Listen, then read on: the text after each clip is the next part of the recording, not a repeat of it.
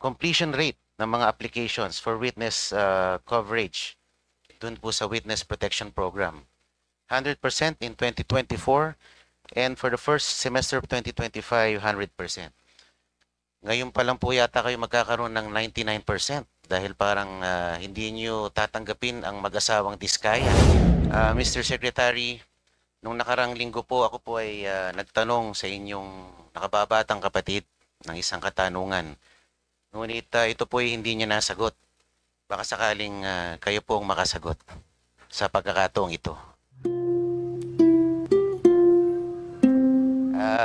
Tinanong ko po sa kanya kung magkano po ang nagugol sa pagdakip at pagpapadala sa ating dating Pangulo mula dito sa Pilipinas papuntang The Hague.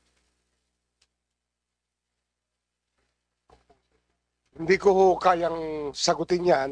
Unang-una, sa nangyaring yan, aking pong contact dito ay through telephone. Ako po ay nasa Vienna nung panahon na yon. At pinupunta, ang aming pong pakay noon ay pumunta sa United Nations Office of Drugs and Crime. Kaya nasa Vienna po ako nung panahon na yon. Kaya hindi ko ho nakita yung dami ng pulis. Hindi ko ho nasundan, subaybayan yung mga resources po na ginamit upang madala po yung dating Pangulo sa The Hague. Pero ngunit masasabi ko, wala hong nasaktan, wala hong nabawian ng buhay, at maayos po siyang nakarating sa Hague nang wala hong incident. Kaya kahit paano, pasalamat po tayo na hindi na po, wala na hong na-disgrasya sa pagkakataong iyon.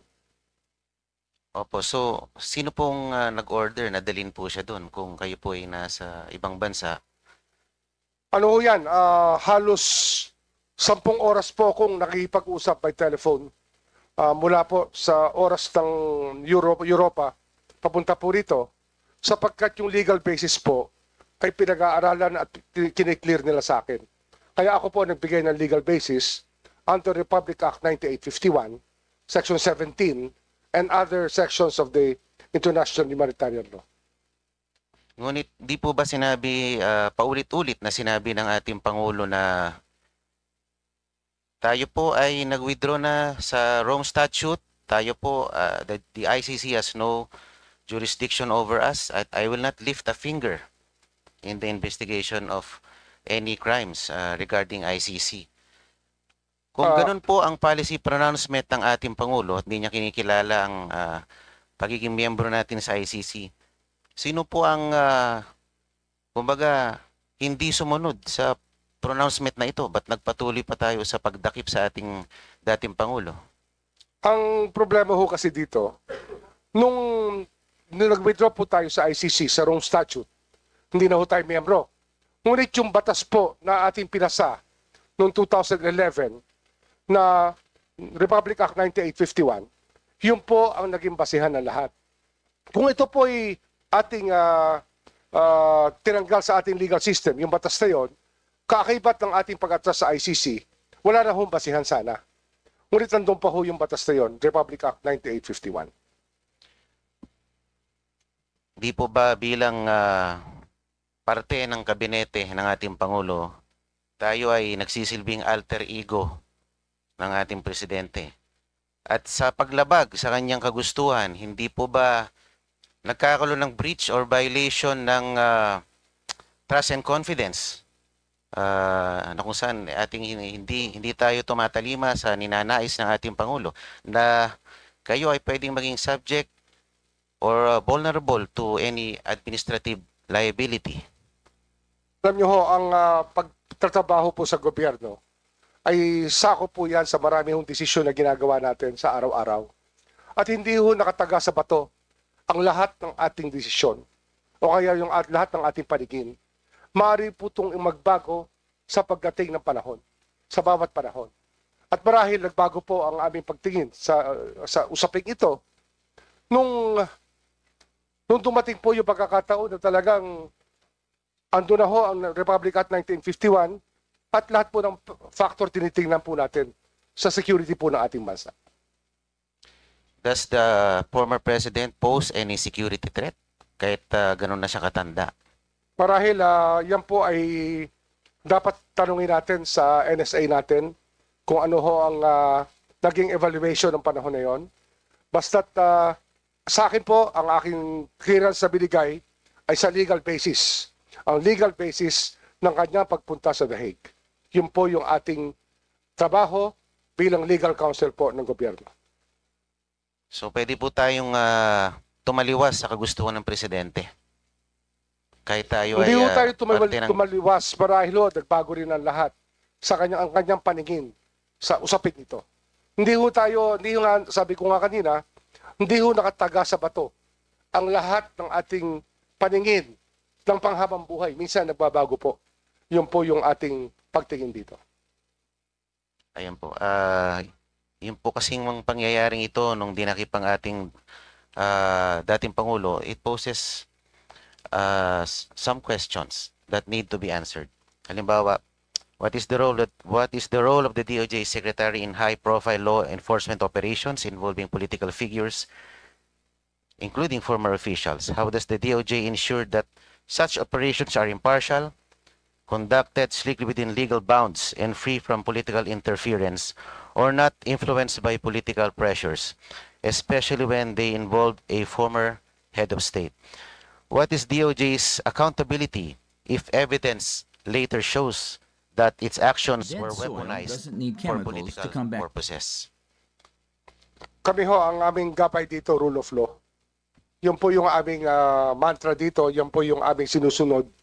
At yun po ang dahilan kung ba't meron po tayong Department of Justice, rule of law po, para humaayos ang lipunan natin at tahimik po. Thank you. My last question po, Mr. Chair. Sa presentation niyo po, nakalagay dito, there's a 100% completion rate ng mga applications for witness coverage dun po sa Witness Protection Program. 100% in 2024 and for the first semester of 2025, 100%. Ngayon pa lang po yata kayo magkakaroon ng 99% dahil parang hindi niyo tatanggapin ang mag-asawang Diskaya sa Witness Protection Program. Ano po kaya ang magiging dahilan natin kung bakit hindi natin sila tatanggapin? Sila po ba'y nakausap na natin? Sabi po ninyo, you will conduct a diligent, a thorough interview of the couple and you will assess their statement. Nagawa na po ba natin ito? Hindi pa ho. Hindi pa tayo umaabot sa bandang yon sapagkat mainit po ang naging talakayan sa Senado, mainit po ang nagiging exchange ng mga pananaw. Wala ho kami sinasaradong pinto. Ang mahalaga lang, may proseso po tayo susundin para ma-evaluate po ang testigo. Ang mahalaga po, nagsasabi ng totoo at talagang kailangan ng testimonyang yon para yung buong katotohanan, para maabot po natin lahat ng dapat natin maabot sa pagbungkal po ng kaso upang maparusahan po yung dapat parusahan. Opo. If you will, have you gone over the sworn statement of the couple, Mr. Secretary, Mr. Chair? Wala pa ho akong kopya. I have not been provided with a copy of that nor any letters. Wala ho ako nakukuha pa. Everything was in a phone conversation. Kaya nga, hindi ho kayang magdesisyon kaagad based on the telephone conversation. Kailangan po may proseso talaga tayong sundin. Opo, kasi kung, if I may appraise the Secretary, marami po siyang binanggit ng mga personalidad doon at mukhang detalyado. Baka naman ito ay magkaroon ng konting merito dahil hindi naman po ito basta-basta lamang. Ito ay sinumpaang salaysay na pwede naman natin pag-aralan at lalo ating suriin kung talagang meron pong katotohanan dito. Totoo po yan. Susuruin po natin yan. Ngunit marami rin po tayo itatanong na mahalaga para maging kompleto po ang kasaysayan ng lahat. Kasi kung sila po ay 15 taon na nangongontrata at ay ikikwento nila ay 3 taon lang, marahil kulang po yon. Kailangan po malaman natin yung buong kasaysayan ng kanilang pangongontrata at kung ano ang kanilang dinaanang patakaran at yung mga sinasabi nilang obligasyon. 15 taon dapat mapag-aralan po natin lahat yan at sabihin nila sa atin kung ano talaga ang naganap sa mga panahon na sila ay nangongontrata, mula 2007 hanggang 2025. Hindi lang po 3 taon, ngunit yung buong kasaysayan po ang ating gusto makita. Para masolve po natin itong problemang ito na bumabagabag sa ating bansa ngayon. Iyon po yung mahalaga, kung may testigo hong ganong kahaba ang kasaysayan sa pangontrata, marahil mas marami sila mabibigay sa ating mga pangalan, mga petsa, project, engineer, at kung sino po mga mambabatas, kung sino man ang nakialam sa mga kontrata, yun po yung kailangan natin malaman. Hindi lang po yung 3 taon o 2 taon na kanilang binigay sa kanilang unang sulumpang salaysay. Mr. Secretary, papayag po ba kayo if we will broaden the scope of the investigation to include the years 2007 up to 2025? Opo. Kailangan po talaga we get to the bottom of this kasi yung bansa po natin ang nakasalalay dito. Ang bigat na ho ng saloobin ng Pilipino. Kailangan po malaman nila yung kasaysayan nito. Kung kinakailangan po umabot tayo sa 1998, gawin po natin para makita ho natin kung saan tayo dapat pumunta at saan tayo paparoon.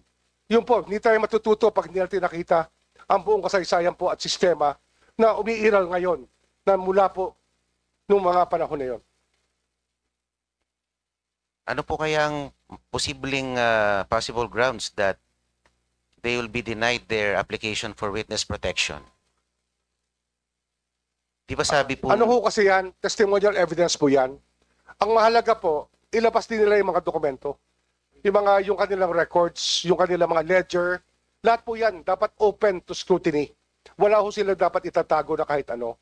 Yun po yung hinahanap natin talaga sa mga tumitestigo po as state witness. Mahirap po mag-alaga ng state witness, sinasabi ko sa inyo. Kasi ako ho, I take it upon myself to talk to these people and to know their state of mind, their security. And I spend a lot of time doing this even on Sundays. I can tell you that. Kaya hindi ho ito biro sa akin. Ito po ay isang misyon na ating ginagampanan upang magkaroon ng hustisya sa ating bansa. Okay, maraming salamat po. Salamat po. Maraming salamat po, Mr. Chair. I have no more questions. Thank you, Representative Paulo Marcoleta. Now we go to the majority